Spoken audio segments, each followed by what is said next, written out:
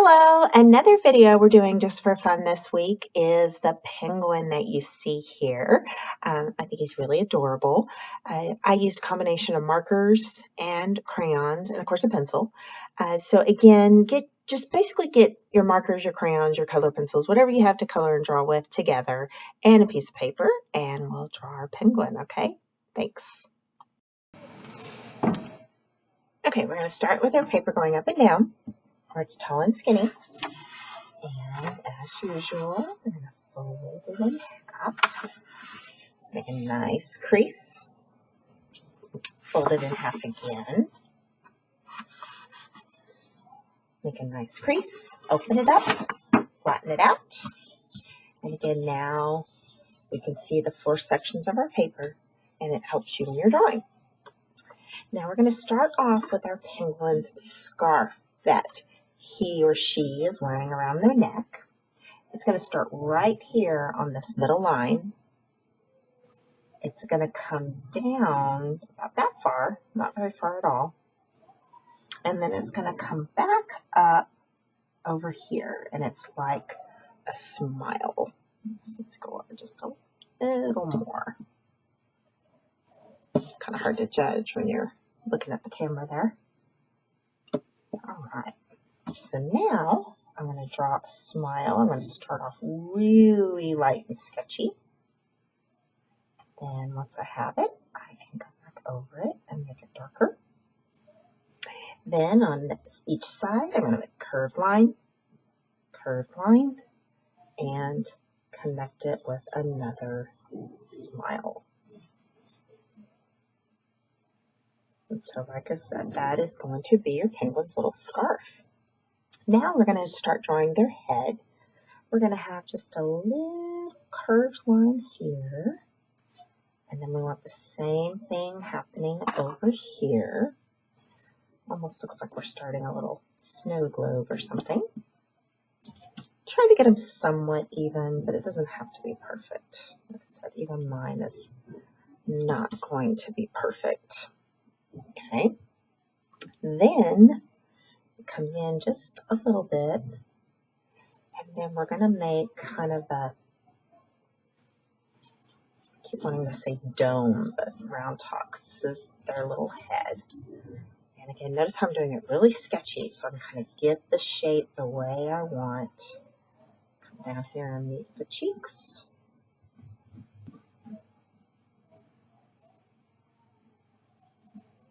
All right. And there's our penguin's little head. I feel like it needs to come up just a little bit higher. And again, that's the good thing about drawing light and drawing sketchy is you can make changes pretty easily, and that is important. All right, so now I'm going to erase all of that.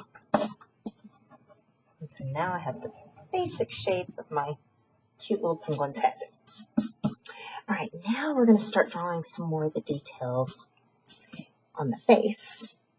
We're on this middle line here, and I'm going to come up just about that much, and I'm going to draw what's almost like a little oval for our penguin's nose. Okay, and then from that oval, we're going to have two lines that come up, and they come up almost like two straight lines, but then they curve over, almost like a little raccoon mask, and then comes back down, and then kind of in, and notice it kind of comes in, out a little more again, and then back down to the scarf. So you get kind of in, out a little more, and down to the scarf. And you may be noticing my penguin's head is a little larger on this side. I could just choose to not worry about it, go forward, or I could fix it. Either way is fine.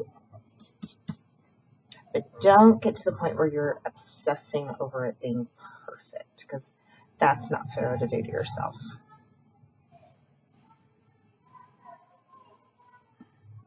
I was really bad about doing that when I was your age, so I don't want to see you all doing that to yourselves.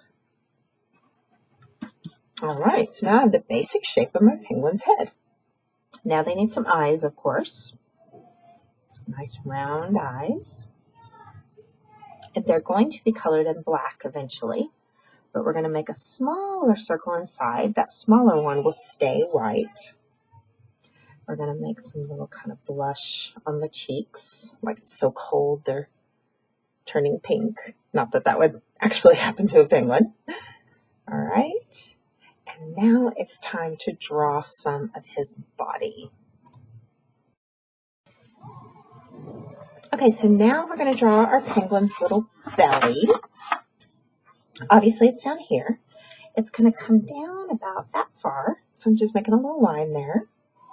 And it's just kind of a nice round belly shape like you would expect.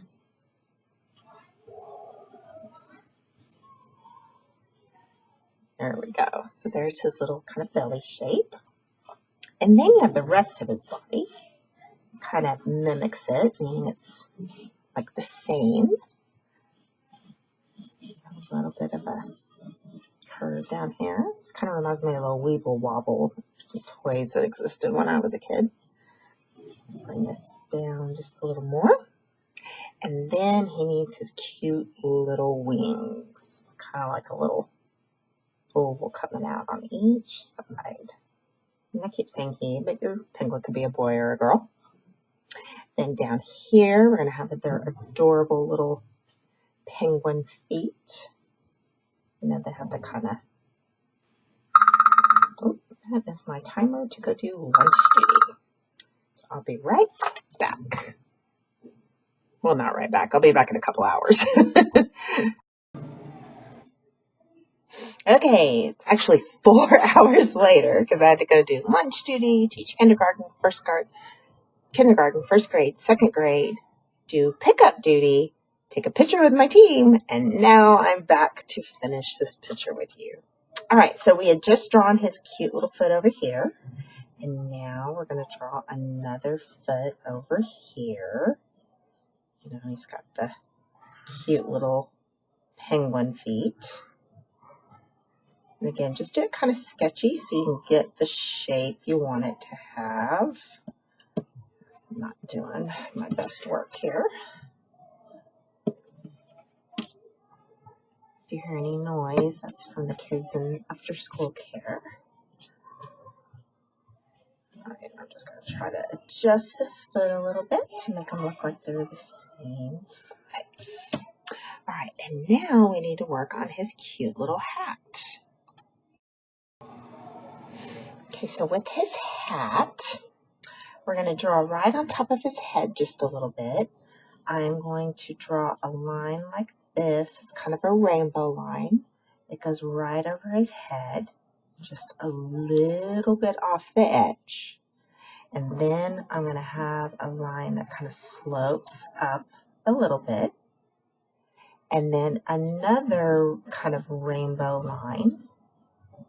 That's for a portion of his head. I'm just trying to kind of even it out a little bit so his head isn't all lumpy. All right, and then this part of his little head here, I'm going to erase. You wouldn't be able to see through his hat, of course. Okay, and then it's going to have some little lines on the hat because you know how the hats are kind of like a sweater material, and you have those little lines. And then, kind of just floating right above it, we're going to do the little poof. Like it has the beanie. And then another little rainbow line of sorts. But we're not going to put any lines on that one. All right. Then we're going to come down here to his scarf because we need to add a little something to it. Right in this little area, I'm going to do a little rainbow line here. And then I'm going to make a curved line that comes down and one that matches it over here. And where it overlaps this scarf, I'm going to erase it. Hopefully you didn't make it too dark. And then I'm going to make just a little sort of curved line there.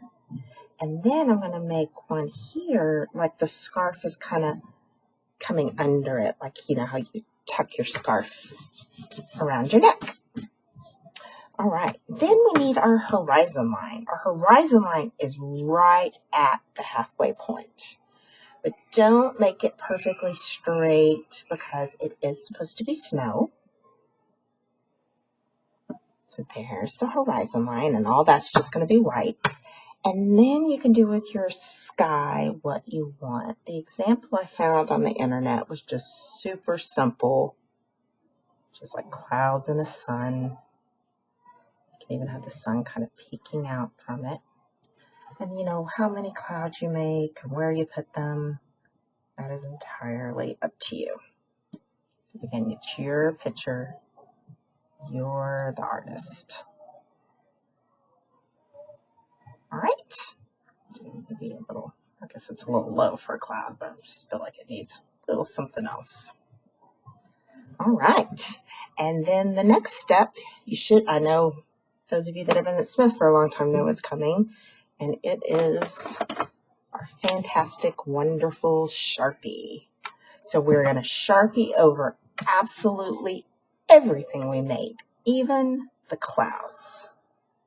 So I'm just tracing over all the pencil line, and like I always tell you, your job is to make it like the pencil never even happened.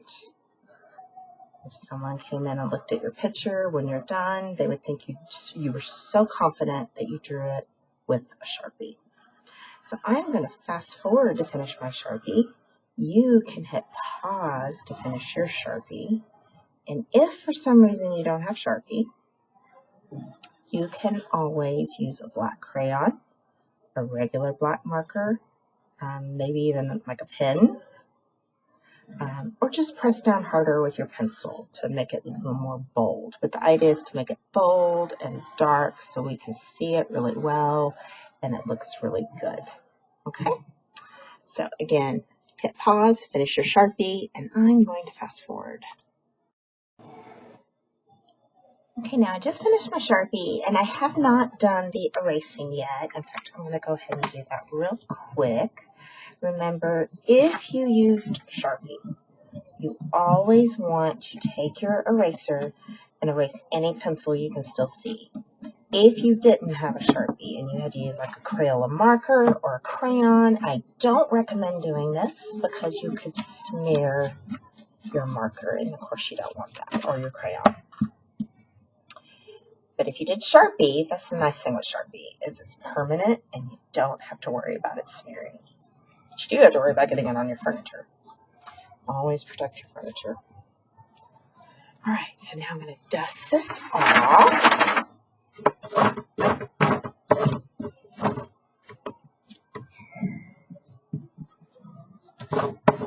Still erasing. You can't really see what I'm doing because I'm off camera a little bit. I'm just erasing a few little areas of pencil I kind of missed. All right, that's fairly decent. All right, so now I want you to be sure you notice that I colored this part of the eyes in black, and now I'm going to color my penguin in black. Now I'm lucky because I have one of these big, fat monster Sharpies, which will make it go a little quicker. If you don't have one, you just have to rub some tuck on it and push through it. But you can use anything that's black to color your penguin. His little belly will stay white, but the rest of him you color black. So I'm going to fast forward. If you want to hold on and see exactly what I colored black, you can, and then you can hit pause and do yours.